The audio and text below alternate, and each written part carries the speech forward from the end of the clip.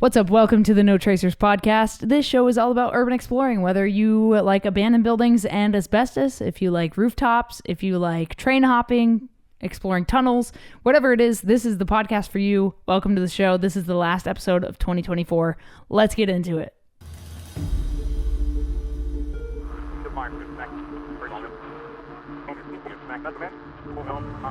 If you've been wondering what goes on behind the closed doors of abandoned places, if you want to know the stories of the people who explore the rot and decay, well, this is the podcast you've been looking for. I'd like to welcome you to No Tracers. Before we get into this episode, I just want to preface this by saying this is not legal advice. And secondly, there is new merch on the No Tracers website. If you guys want to go pick up some cool new gear, there's new shirts, hoodies, windbreakers, stickers, all kinds of cool stuff on the notracers.com website, along with my 2 photography books all about urban exploring and beanies, all kinds of good stuff. So what's up, guys? My name is Kay. I am known as No Tracers, and this is my podcast. I've been doing this since COVID times. This actually was started during COVID as something to do because we weren't sure if we could really go out and go mingle with people. So I was like, well, I'd still like to connect with urban explorers. What better way to do that than a podcast where I can interview them about their explorations, their injury stories, which have been wild throughout the years. And just hear some of their favorite tales, talk about some of the most iconic abandoned places around the world. So this is the last episode of 2024. And I feel like there's something that I can finally talk about. So I didn't really post too many episodes during the summer months from June to September, October. And now I can say why. I was on Beast Games. In order for your team to move on, someone must sacrifice themselves. Meaning that they will have to, at their own will, walk away from $5 million just so some of you can continue competing in these games. So if you are into Mr. Beast or game shows that are insane, I was a part of the biggest game show in history. My player number was 320. The show is now airing every Thursday on Amazon Prime. Episode 0, which is how we got into the Amazon show, is actually on Mr. Beast's YouTube channel. We filmed in Vegas over about 5 days. So go check that out. I'm player 320 in Beast Games. But since it's the last episode of the year, and this is something I haven't talked about yet, and I feel like it's something that I probably should discuss. So today I'm going to be talking about what to do when you get caught, what to know when you get caught, some tips and tricks for getting caught, I guess, which is kind of a weird thing to say. Also, I may pause this and cut the video for a second if this goes longer than I'm anticipating, because I'm waiting for Blue Origin to static fire their New Glenn rocket. If you didn't know, I film rocket launches with a team called Interstellar Gateway. And so New Glenn is preparing to hopefully static fire. They have one more little launch window attempt today before they call it. And that is in about, 14 minutes from now. So I'm going to be watching that on my other screen. So forgive me if I just cut out and cut back in. But so getting caught while exploring an abandoned location is kind of every urban explorer's nightmare, obviously. And so I wanted to kind of talk about just kind of breaking down what to do if you know you're about to get caught, if you suspect you might get caught, and once you do actually get caught, if you do get caught. Whether it be by a security guard, a property owner, or law enforcement, the cops. So, the first thing I think we should talk about is kind of the inevitable risk of urban exploring. If you are going to be going into abandoned locations, most of the time it is not allowed. If there is signage up, it's definitely not allowed. I think that it's something that if you're just starting out as an urban explorer, if you're trying to get into the hobby, it is something to be very aware of, is that it's inevitable that at some point you're going to get caught. I actually was caught in an abandoned building the first time I explored an abandoned building.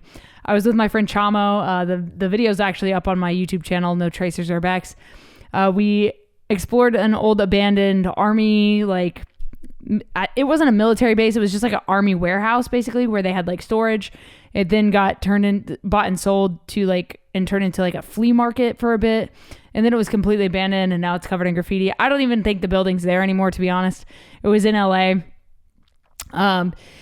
South Central area. So we went and checked that out, and there was a security guard in that building that had actually caught my friend Chamo at a previous time. And so when he caught us, he was like, dude, I've told you before, you can't be here. Like, you got to fucking go or I'm going to call the cops.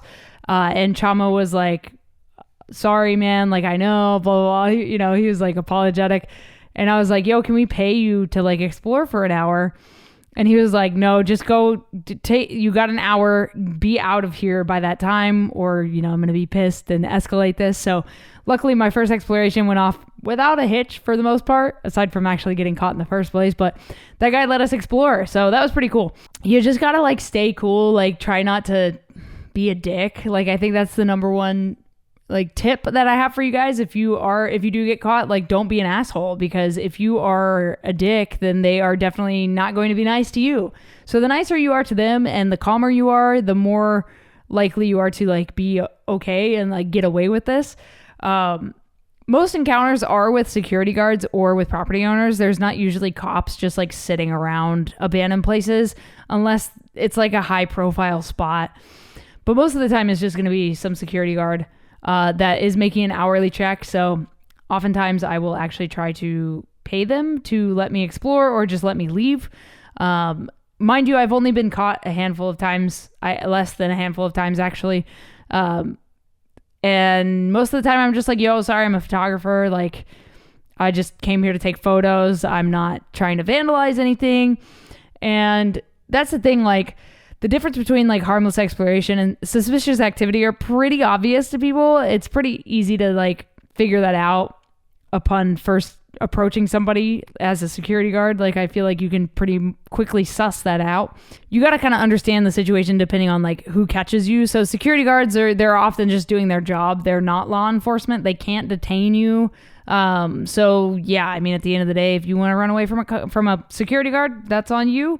I always recommend to people, and I've said this in many videos, if you are worried about getting caught or you think you're about to get caught, take the memory card out of your camera. Take it out of your freaking camera, man. I'm telling you, that is the number one tip that I have. Take your card out of your camera, put it in your sock, put it in your wallet, put it in your camera bag, hide it somewhere so that they don't delete your footage, because a lot of times they will tell you to format your card. And if you have a different card in there or you can swap it real quick, do that, because then you can still get your photos. And that's what a lot of photographers want at the end of the day, is their photography. If a property owner stops you or finds you, there are like kind of three emotions they have. They could be angry, they could be confused, or they could be curious. Like, why are you here? Why are you on my property? If it's in the South, they might have a gun, so just be wary of that. But I think like with property owners, I've heard oftentimes they end up like giving people, if you're kind and cool and chill, I've heard stories of people getting tours from property owners. So, I mean, or numbers from property owners. I've heard a lot of people say like they've been caught by the property owner and that person was like, if you want to explore this place, just call me next time, instead of like sneaking around. So yeah, oftentimes the property owners will actually like do you a favor in the future. So yeah, definitely keep that in mind. If you ever run into a property owner, they could either be angry, confused, or they could be curious and maybe end up giving you access to that building. So you just have to stay calm in any situation, no matter who catches you. Just remember to stay calm. I think that's like the biggest tip that I have for this whole thing is, no matter who catches you, if you can remain calm, it will definitely get you out of more trouble. Otherwise, if you are angry or if you're yelling or whatever, combative, you're going to run into more issues. Obviously, the most serious encounter you can run into is the police or the military, depending on the kind of place that you're exploring.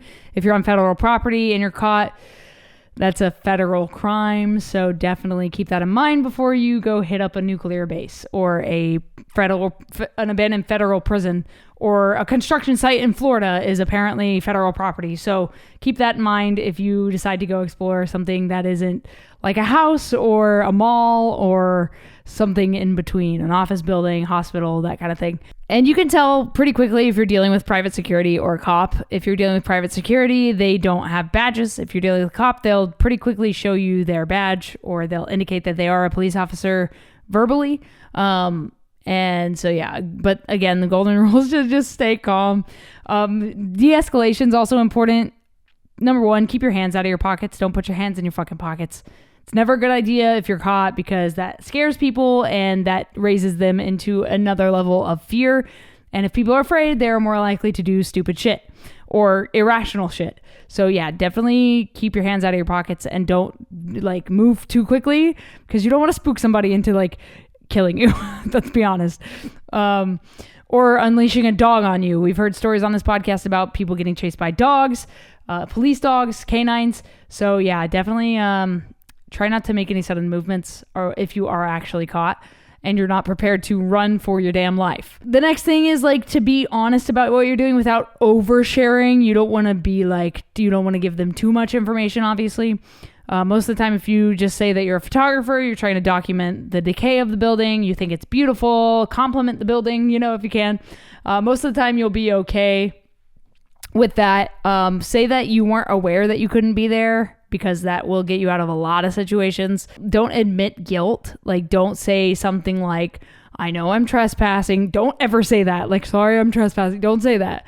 Just say like, I didn't realize it was off limits, or saying the door was open or the window was open. That is not just reason to go into a building. That is not just an open invitation to go into a building. So maybe don't say like the door was open, even though like as urban explorers, we say, well, the door was open, so that's an open invitation. To us it is, but to the law it is not. It is not an open invitation to just walk into somebody's house if the door is open. So the same goes for abandoned places. And then know the difference between civil trespassing and criminal trespassing. Civil trespassing is when you enter someone's property without permission, obviously, usually without the intent to cause harm, or, with a misunderstanding about the property boundaries, things like that. Criminal trespassing is knowingly going into a building that has clear signage that says no trespassing, potentially with the intention to commit a crime. So basically, civil trespassing is just a property dispute, whereas like criminal trespassing is an offense that's punishable by the state, which includes potential jail time. But yeah, again, if the door was open, it is not trespassing. That is not a thing. They don't automatically make entry legal. Just another heads up. Just want to reiterate that. Just because the door or window was open does not mean you can go in there. But yeah, I mean, some ways to prevent getting caught are choosing the right time of day or the day. If you're trying to get into a place that's in an active area early in the morning, we call this pre-dawning, before the sun comes up. We go scope it out, get in, and then you're in before the sun comes up. And then it's definitely much harder to get caught if you're already in a building when the sun's out. Obviously, if it's dark, it's harder to spot people. Scout locations beforehand, find escape routes beforehand. Drones are helpful with this. Scouting days before, just taking a drive around the property. If you can access the property. If you're sneaking onto a massive property, obviously this isn't going to be very useful. Drones are more helpful in those situations. Having friends with you, having a lookout with you is helpful. Having someone stay in the car is helpful. Having, people in different locations is always going to be more helpful than not. But you don't want to have like too many people in your group. If you have 14 people exploring an abandoned building, you're definitely getting caught. Like, I don't care what anybody says. That is too many fucking people in an abandoned building at one time. And then obviously like gear to avoid carrying. Don't carry a crowbar around. That's definitely not the move. Don't carry rope around. Don't carry weapons with you. Carry a camera. Just take a camera and a backpack and some water and some snacks. Like, that's all you really need. If it takes a crowbar to get in, maybe don't go in there. That's my motto. I have gone in with friends that have lockpicking kits. I'm not the one with the lockpicking kit. Don't put that in my bag. Don't carry your friend's lockpicking kit. Don't carry your friend's crowbar. That is their responsibility and that is on them. Even if you're friends, like, don't carry your friend's illegal tools to get into abandoned buildings. Just don't do it. Just don't do it, because you're going to get caught with it. You're going to get in trouble for it. Even if you say it's his, it's on your person. It's yours. That's how the law sees it. Lastly, like, again, just stay calm, be polite, know the rights in your city and your state, and don't argue or run unless you're in an immediate danger. If you are being chased by dogs, that's terrifying. I get that. I get why you would want to run. I would also want to run in that situation. But yeah, don't run if you are not in like immediate danger, or if you don't think you can get away. That's the other thing I'll say. If you think you can get away, if you think you're faster than that 300-pound potato chip eating security guard, fucking full send it. Also, this is not legal advice by any means. I feel like I have to say that. But yeah, just be prepared, be calm, and just know that urban exploring carries risks. These things can happen. You will likely get caught if you do this long enough. If you haven't been caught yet, you are a lucky son of a bitch. But it is something that is inevitable when you are an urban explorer. But yeah, respect these places, respect authority, even though we do this in a kind of fuck authority manner. But most importantly, be safe. Bring a buddy with you. You don't want to fall through a floor and not have anybody there to save you. It's happened before. It'll happen again. But yeah, if you do get caught, remember, calm heads always prevail. But until next time, guys, thank you for listening to the No Tracers podcast. You can check out my photo prints. You can check out my merch. There is new merch on the website, notracers.com. New blogs coming out. Some really sick video footage coming out soon. I'm just waiting for this place to be demolished, and then I'm going to post these videos. I have like a 4-part series on this specific location, but I'm waiting for it to be demolished before I post them. Very excited for it. Thank you guys for listening and watching. If you're new, hit the subscribe button, and I will talk to you guys soon. Stay strong, keep enduring, go out, go explore something, and as always, leave no trace. See you guys in 2025. If you want to come on the No Tracers podcast, hit me up on Instagram or contact@notracers.com. I'll talk to you guys soon. Happy New Year. Stay safe out there, guys. Take it easy.